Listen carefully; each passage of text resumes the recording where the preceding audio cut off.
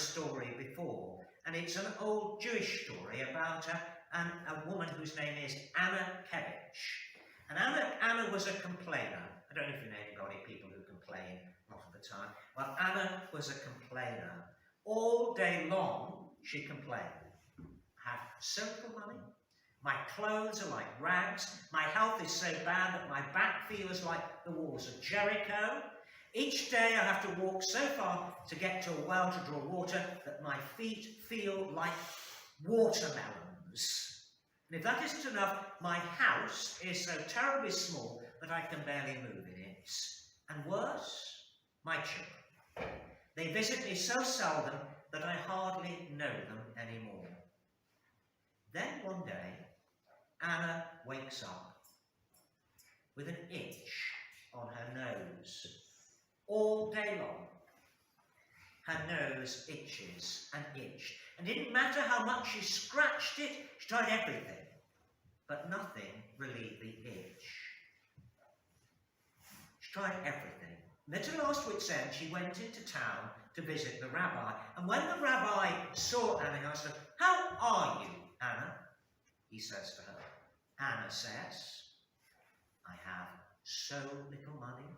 My clothes are like rags. My health is so bad that my back feels like the walls of Jericho. Each day I have to walk so fast to get to the well to draw that my feet feel like watermelons. And if that isn't enough, my house is so terribly small that I can barely move it. And worse, my children, they visit me so seldom, I hardly know them anymore.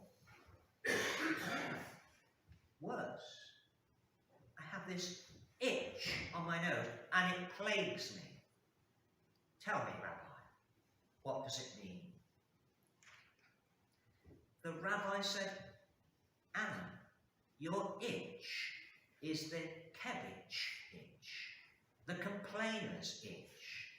Its meaning is this: however you consider yourself, so you shall be. However you consider yourself, so shall you be." And the next morning, Anna wakes up, her nose still itchy, and she could barely move. Her house had shrunk, like the walls of her back had turned into the walls of Jericho. And when she looked about, she could hardly move in this tiny house. And then she saw at the end of her legs were two huge watermelons, and her clothes had turned into rags. And then looking through her window, she sees her family going back, and she shouts, but they completely ignore her, for they did not know her.